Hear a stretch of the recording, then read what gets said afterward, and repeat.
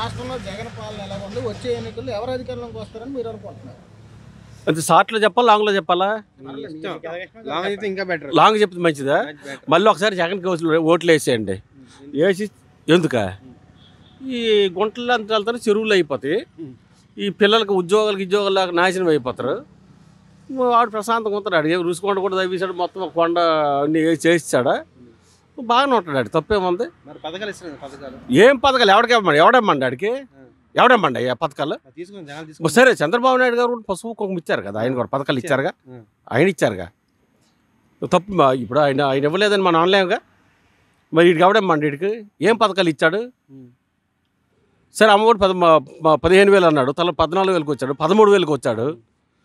వచ్చిన తర్వాత ఈ రేట్ల పరిస్థితి ఏంటివి?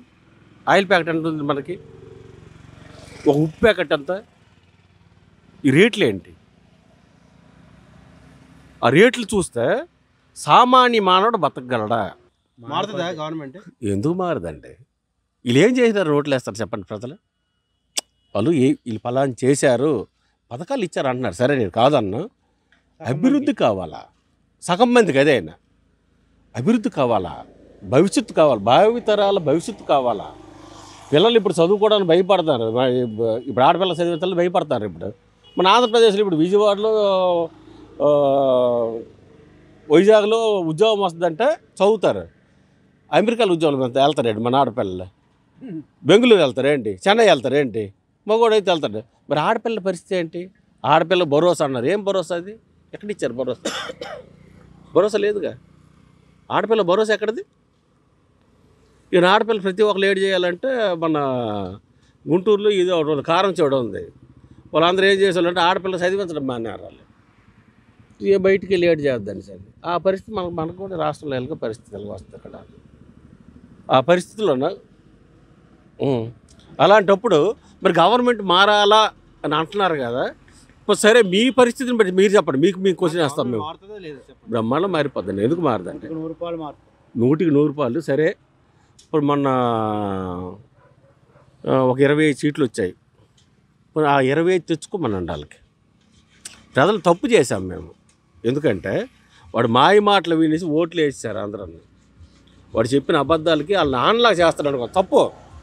రాజశేఖర రెడ్డి నమస్కారం, ఆయనకి అనకూడదు. వాళ్ళ నాన్నలాగా చేస్తాడని నమ్మి జనాలందరూ ఈ వేద ఓట్లు వేయండారు. కాబట్టి వాడికి లాస్ట్ ఇది. ఇంకంతకంటే ఇంకేం చేయలేరు ఆయనకి. ఇప్పుడు సరే, ఎలక్షన్ వస్తుంది, రిజల్ట్ వస్తుంది. రిజల్ట్ వచ్చినప్పుడు తెలిసిపోతుంటుంది అనమాట. ఎవరు గెలుస్తారు ఏంటి? మన పక్క రాష్ట్రంలో తెలంగాణలో అయింది. రేవంత్ రెడ్డి గారికి మెజారిటీ వస్తుంది. కేసీఆర్ వెళ్ళి పడిపోయి బాత్రూమ్లు పడిపోయి తొంగండి వెళ్ళి. ఈడేం చేస్తాడు? ఈడు వెళ్ళడానికి అక్కడికి లేదు. వీడికి అన్నీ సిబిఐ కోర్టులో పాస్పోర్టు, ఏసాలు, తోటకూర అన్నీ అక్కడే ఉన్నాయి. వీడు ఎక్కడ బయటకు కూడా వెళ్ళడానికి ఇటు లేదు. వీడికి మీకు తెలిసినా లేదు. ఎంత నీకు చెప్పి నువ్వు చెప్తారు ఏంటా? చూసుకోవట్లేదు. ప్యాలెస్ కడతాను అవసరం. మా గవర్నమెంట్ వచ్చిన తర్వాత, ఆంధ్రప్రదేశ్ గవర్నమెంట్ వచ్చిన తర్వాత ఆడిలా కూల్చేరియలు ఇలా కూల్చరు. శుభ్రం వాడుకుంటారు.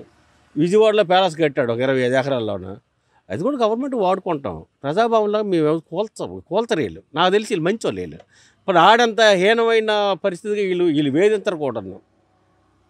నాకు తెలుసు. పరిపాలన మంచిది ఇవ్వాలంటే చంద్రబాబు నాయుడు గారి నాయకత్వంలో మంచి వ్యక్తులు ఉన్నారు. ఎర్రనాయుడు గారు ఉండేవాళ్ళంటే ఆయన స్వర్గస్థులు అయినారు. ప్రభావం ఎక్సలెంట్గా ఉంటుందండి. ఆయన సరే, ఇప్పుడు పవన్ కళ్యాణ్ గారు ఉన్నారంటే ఆయన భావన వేరు. సినిమాలు తీస్తారో చేస్తారని కానీ ఆయన ఏం చేయాలంటే ఏదో ఒక సేవ చేయాలా, ఒక మనిషిని బాగు చేయాలా, ఒక 10 మంది నా పేరు చెప్పుకోవాలా. తాడేపల్లి నుంచి సరే మన ఫ్లైట్ ఎక్కి రావడానికి బుక్ చేసుకుంటే ఫ్లైట్ క్యాన్సిల్ చేశారు. వీళ్ళు చేపలు పడవలు తగలబడిపోయినాయి కదా మన వైజాగ్లో. ఎందుకయ్యా ఆయన వచ్చే ఫ్లైట్ టికెట్ బుక్ చేసుకుని ఫ్లైట్ని కూడా క్యాన్సిల్ చేయడం అవసరమా? సరే, వాళ్ళ అన్న కట్టాడు, వాళ్ళ కోడలు కట్టింది, ఒక ఫ్లైట్ ఇచ్చారు. ఎల్లుమావి అని ఫ్లైట్ ఇచ్చింది పవన్ కళ్యాణ్ గారికి. అమ్మ ఫ్లైట్ ఈయన ఇచ్చిన డబ్బులు కంటే ఫ్లైట్ డబ్బులు ఎక్కువ అయిపోయినాయి. అది కూడా కామెంట్ చేస్తారు వాళ్ళు. వాళ్ళు ఎవ్వరు ఇచ్చిన వాళ్ళకి ఇవ్వనివ్వరు. పోనీ ఆ డబ్బు పాపం ఇంకా ఇంత అవసరమైతే ఇచ్చేవాడు. ఆడి దగ్గర రూపాయి ఉంటే అవసరమైతే ప్రజలకు ఇచ్చేస్తాడు తప్ప దాచుకోడు పవన్ కళ్యాణ్. ఆడు గుణం వేరు, అది అందరు వేరు, ఆయన గుణం వేరు. పావలా ఉంటే ఆ పావలా ప్రజలకు ఇచ్చేయాలా, అవసరమైతే ఒక సినిమా తీస్తాను 10 కోట్లు వస్తుంది సంపాదిస్తాను, అవసరమైతే మళ్ళీ వాళ్ళకి ఇస్తాను, ప్రజలకి ఇస్తాను. వాడు పంచుతాడు తప్ప ఎవరికైనా దాచిపెట్టాడు ఆయన. అన్యాయం బట్టి చంద్రబాబు వెళ్ళాడు. సరే, ఏమి తప్పు చేశాడండి అయ్యా చంద్రబాబు నాయుడు అరెస్ట్ చేశాడు? ఇప్పుడు నిరూపించగలిగినాడా? ఒక్కటే స్కిల్ డెవలప్మెంట్ అయితే ప్రామిస్ నాకు చెప్తాను. నాకు స్కిల్ డెవలప్మెంట్ అంటే మొన్న వీళ్ళు కేసు వేసి ఆయనకి అరెస్ట్ చేస్తే తప్ప నాకు తెలియలేదు.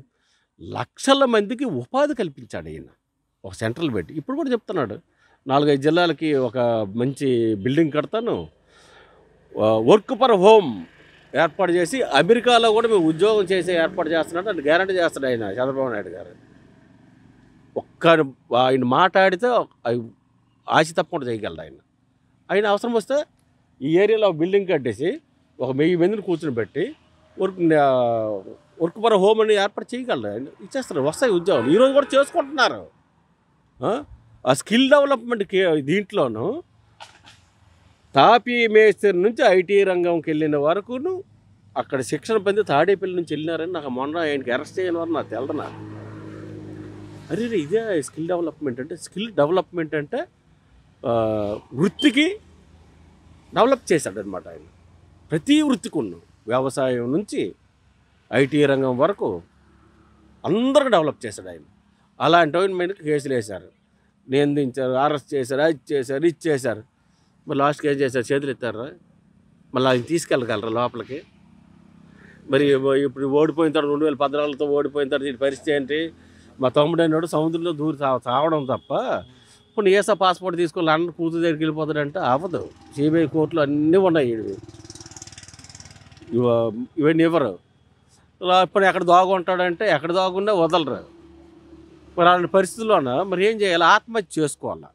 ఇప్పుడు అలాగనేసి ఆయన చంపిట్లేదు చంద్రబాబు నాయుడు. మంచిగా తెస్తాడు, అవసరం గెలుస్తాడు, పులివెందల్లో గెలుస్తాడంటే మరి చెప్పలేదు. అక్కడ కూడా నేను చేయలేదుగా గెలవడానికి. ఇప్పుడు ఫలానా చేశాను, సరే ఎడ్యుకేషన్ పరంగా వెళ్తాను నేను. మన రాష్ట్రానికి సెంట్రల్ గవర్నమెంట్ 14 మెడికల్ కాలేజీలు ఇచ్చాయి, తెలంగాణకి 8 ఇచ్చారు. 8 కట్టించారు వాళ్ళు.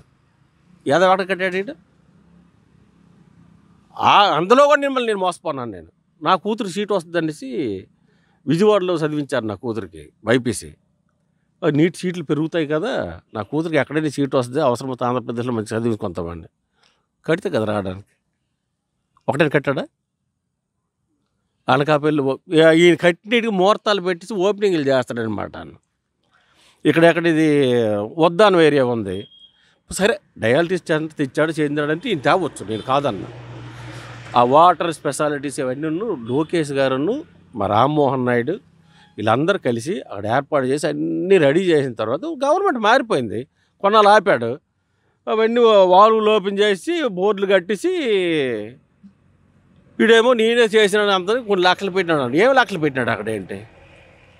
14 కాలేజీలు కడితే మన రాష్ట్ర పిల్లలు ఒక కాలేజీకి 120 సీట్లు ఉంటాయి. 14 కాలేజీలు అంటే 1400, 14 28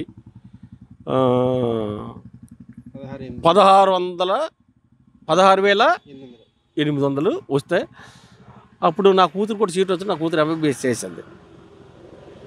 మరి ఆ పరిస్థితులు మరి ఇది కట్టకపోతే సెంట్రల్ గవర్నమెంట్ ఇచ్చింది కూడా కట్టకపోతే మనం ఏం చేస్తాం? మనం అదే కేటీఆర్ ఆడ అభివృద్ధి చేసినాడుకు ఓడింది దగ్గర ఈడేం చేసినాడు, వీడికి చూస్తారు. వీడికి ఆడు పల్లెటూరుని వదిలేశాడు సిటీలు చేసి.